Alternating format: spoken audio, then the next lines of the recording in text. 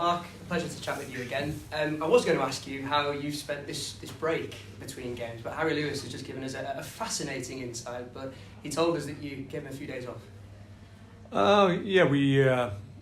We'd worked obviously pretty much normally, and then I just felt we knew we needed just a little break, a little bit of a reset, so to speak, for want of a better phrase, and and I think it'll do us good. Sometimes that just little break. It was a natural break anyway, no game, so not only the players need a break, but obviously support staff do as well. So it was that was in my thinking, and I'm happy that we've come back in this week, been really bright in our work and refocusing on the job in hand at the weekend. From a player's perspective, obviously the break physically can be an aid, but I suppose mentally, psychologically, it can be a good opportunity. Listen, physically they were fine, but sometimes you just need a little break from day in, day out, coming into the club and into the same environment, and I just felt it was the right time to do it. No big dramas about it. It was just my feeling at the time. I thought they'd benefit from it, and we'll find out at the weekend. But I've been pleased with the work they've done this week. Obviously, still got one more day to go, but we're in fine fettle. Yeah, the time that you have spent with them, then how have they been, and how have you looked to use them?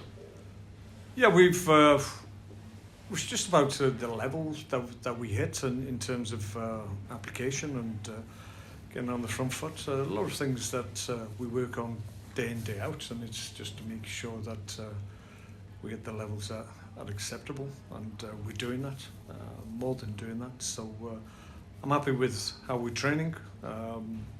We've obviously just come off the back of a poor result and a poor performance, and we want to put that right. We've got a great opportunity at the weekend against a good team, obviously top of the pile at the moment, and setting the standard for everybody else in terms of acquiring points. So we've got an opportunity to obviously damage their ambitions in terms of the league this year. So hopefully we weren't able to do it against Northampton, but we've got another opportunity to obviously go up against a team that's ahead of us and try and peg them back. Yeah, and is it that opportunity to show what you can do against, again, another team that's at the top of the table? Yeah, it is. We came up short. Like I said at the time, the other week against Northampton, rather. I thought up to a point we did okay. Certainly up to the goal, I thought we were the better team. But goals do change games, and that was obviously what happened the other week, and the game just went away from us. So we're looking for improvement. Obviously, there's things we've talked about. Obviously, still every game we play, we go through win, lose or draw. So we've gone through that process again, and we'll look to address our failings that we had in the Northampton game. And I sensed the guys are at a point where they were frustrated with what we produced, clearly, because you don't want to lose home games, and we've been decent in that regard, albeit we haven't had as many wins on the board as we would like. But another opportunity, as I said, our away form is exceptional, so we want to continue that as well. So we're looking forward to it. It seems like an age since the last time we played, so the enthusiasm for the game is there. With that away form that you've mentioned, do you go in with a degree of confidence? I don't see why not. We're getting wins on the board away from home, irrespective of who we play. Top teams below us as well. We've taken advantage of most teams. So the run we're on is as good as run I've been involved in at any club I've been in terms of away form. So that's something to obviously look back with pride on. But I just think we go into the game with that confidence that winning away from home brings you, and we'll use that to obviously hopefully get another 3 points if we can. That will be our aim, clearly. Conversely, their home form has been very impressive this season, so what kind of challenge are you expecting from them? Yeah, they're a good side, get the ball down, play, and very much like ourselves in terms of their approach to the game. So I think it'll be a good game of football. I think it'd be about who obviously grabs the initiative in the game, who gets on the front foot the quickest. We'll obviously endeavour to make sure that's us. If we can get our noses in front. So the importance of a first goal is paramount, and we've benefited from that, and we've been damaged by conceding the first goal. So we just got to make sure we get the first blow in, and if we can do that, then I'd back us to manage the game to a successful conclusion. But we've got to get ourselves into a winning position first. That's the key. Is that something you've spoken about specifically with the squad, that first goal in the game and getting it? Yeah, we mention it on occasions, but I think it's a given. We don't have to emphasise about it. I think it's there for everybody to see. Everybody understands it right through every level. Every team will talk about the importance of the first goal, so we're no different. We just got to make sure at the weekend we get back to our known levels, the levels that we know will affect the opposition, and if we do that, then chances will come. Then it's up to us to make sure we take them. If we do that, then we've got enough about us to certainly away from home to see results to successful conclusion and more points on the board, and that's what we're about at the moment. Christmas is coming. It's a busy period, so we want to make sure that we're picking up good points when games are coming thick and fast, so that can really establish ourselves in that top number of teams that are really pushing hard. You made your intention and target very clear at the start of the season. Promotion is where you want to be. I think you even went as far as saying, you want to be champions if you can really do that. Is that top of the table? Is that chaseable? Is that still achievable for you? Oh yeah, absolutely. Yeah, what are we? Halfway through, give or take, and yes, still a lot of games and a lot of twists and turns. We'll be part of that, and our ambitions are still the same. Everybody's still in the mix. We saw last year teams who really had a really poor start to the season, went on unbelievable runs. I think Bristol Rovers spring to mind. They were tailed off, certainly at this stage of the season, came back with a really strong run. And there's any number of teams in and around ourselves that can go on similar runs, including ourselves. So we've had a good start. We're pleased enough with the start. Could have been worse, a hell of a lot worse. Could have been slightly better maybe, but we're in decent heart. We're in good position. So yeah, we're looking forward to the second half of the season. No reason why we can't go on an extended run, as we have done with our away form.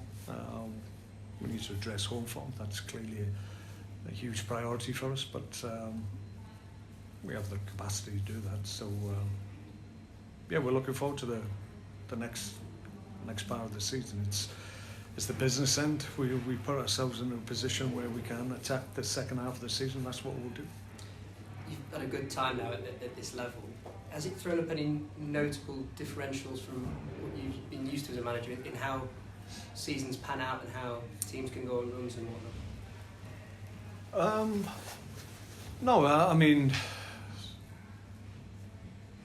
I think what I do know is that almost every team has got individual talent within the group that they've got and the group that managers are working with, and those individual talents can hurt you on any given Saturday. So you've always got to be wary of that, irrespective of how well the team collectively is doing. An individual within that group can produce some magic, and that's what can happen. So you got to be wary of that. You got to recognise that and hopefully plan for it and legislate for good talents within the opposition's squad. But we got good threats ourselves. So all the things I'm saying that we do, clearly a lot of other clubs are doing the same and trying to legislate for the talent we've got. So I would suggest we've got more than most, so that gives us an advantage. Yeah, obviously the table speaks for itself naturally, but is it a more level playing field across the board, would you say? Yeah, it can be, but like I said, I think there's a lot of good teams that have the potential to go on runs.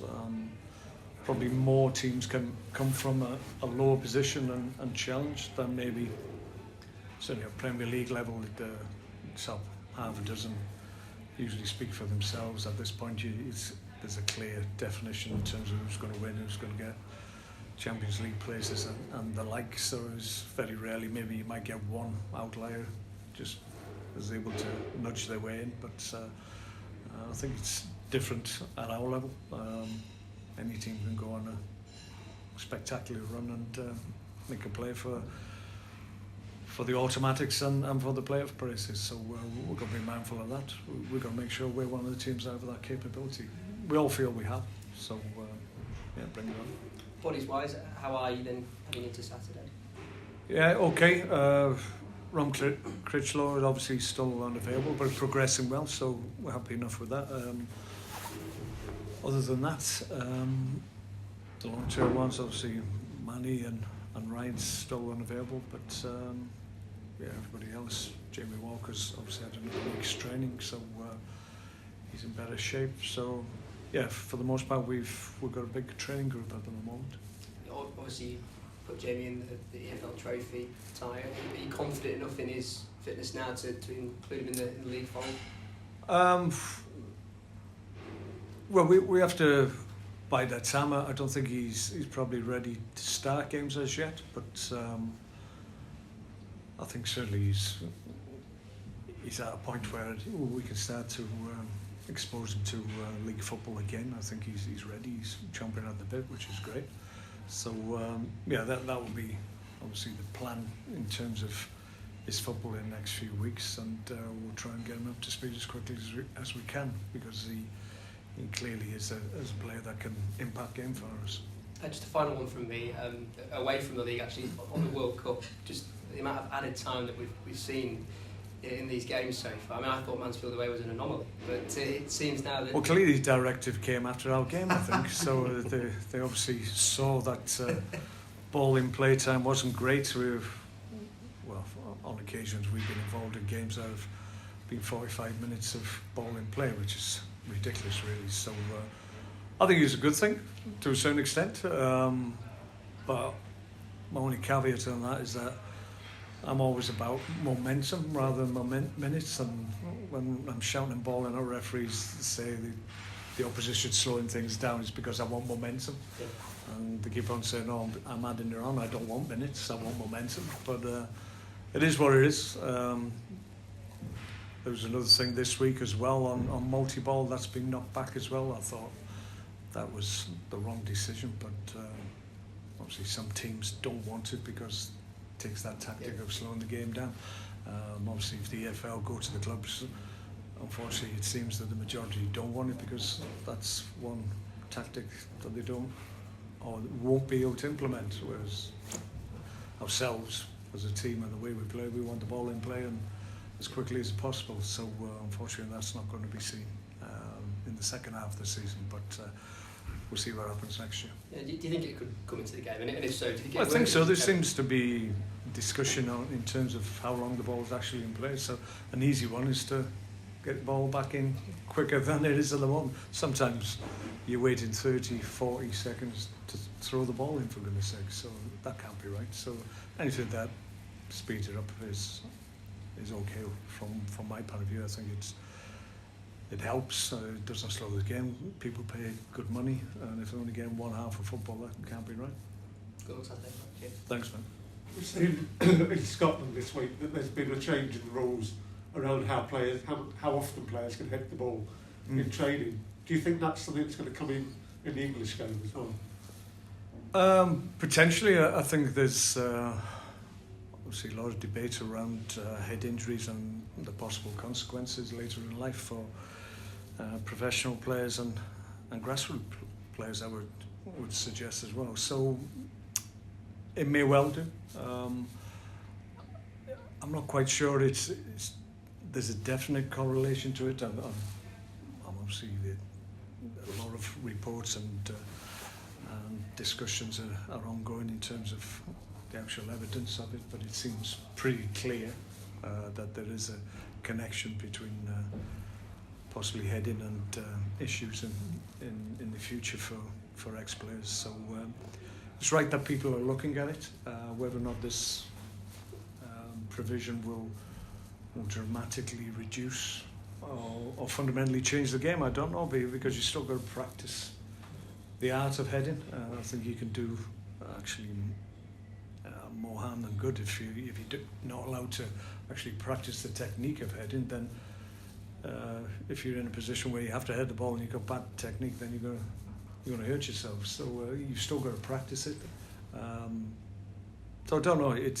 I think it's right that people are looking to maybe highlight the issue, but the practicalities of it in terms of the game itself, I'm not quite sure we're actually there yet. That's the other thing we saw with particular reference to Nico Williams the other night was possibly temporary concussion substitute, so a better assessment can be done off the pitch rather than it all having to be done at once. Yeah, there is that. Yeah, I think if you ask a player, he's playing in a big match and gets a bump on his head, and then he comes around and he feels he's okay. He's gonna, if you ask him the question, "Do you feel okay?" He's going to say, "Yes, I feel great." So, so you've got to take that decision away from the player. That's what needs to happen. Obviously, it's difficult when your own support staff is on the pitch actually asking that question, whether or not it needs to be independently led and the guy making the decision is independent of the group that the player's in. I don't know, but difficult, really difficult. Cheers. Can I ask you about the World Cup, Mark? Yes. We're playing Leyton Orient, just a reminder. But there you go. Yeah. First off, bit of a disappointment for you. Never really got going. Yeah. I think that's the overall feeling. Didn't really make the impression. We were delighted that we're in a World Cup for the first time for so long, and once you're there, you want to make an impression and make people sit up and take notice of what we're doing as a country. But didn't really happen. A little bit low key in both games prior to the England one.